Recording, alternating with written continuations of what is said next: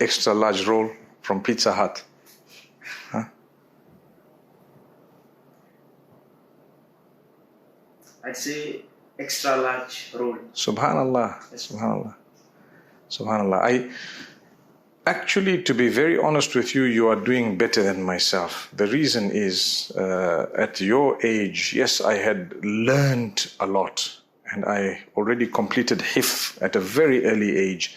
I had already learned a lot of Islamic books of various subjects by the time I was your age. And I joined Jamia al-Islamiyya in Medina. I was already in Medina by the time I was 17. And the only thing is I was never a public speaker, never. I couldn't speak in the public. And that all started later on, slowly, bit by bit.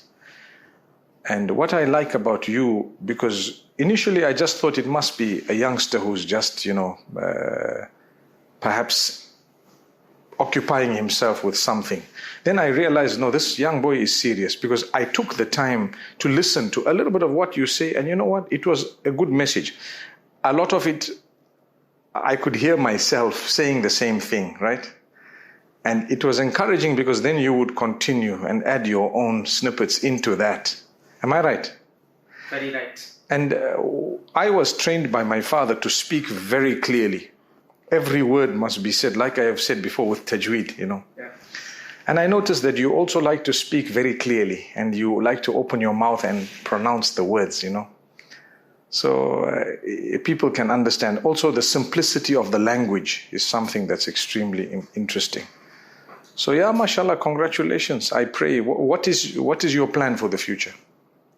What do you want to do? You are just young. You are 17. You have a long way to go. I just always pray that Allah subhanahu wa ta'ala uses me for Islam. Ameen. Ameen. I used to pray the same prayer, and I still pray it. I still pray it on a daily basis. May Allah continue to use us to serve His cause with humbleness, humility, and in a manner that perhaps the Prophet ﷺ would have done. And that's why when people come to me with their issues or problems, or when I'm addressing a crowd of people, I always try to think to myself, if Nabi Muhammad ﷺ was here, what would he say? What would he do? We are not prophets. We are human. We are very far from perfection. We have our weaknesses. We falter. We sin, but we try. And that trial is what's important. One thing I have learned is we never belittle people. You know something interesting? Brother Abdul Latif, I believe we all are going to die one day. We know that. To me, that is like jumping in the ocean. Everyone is running towards the ocean, and they're going to jump in the ocean. They say the deep, dark sea. Everyone is going to jump into the deep, dark sea or the ocean at some point.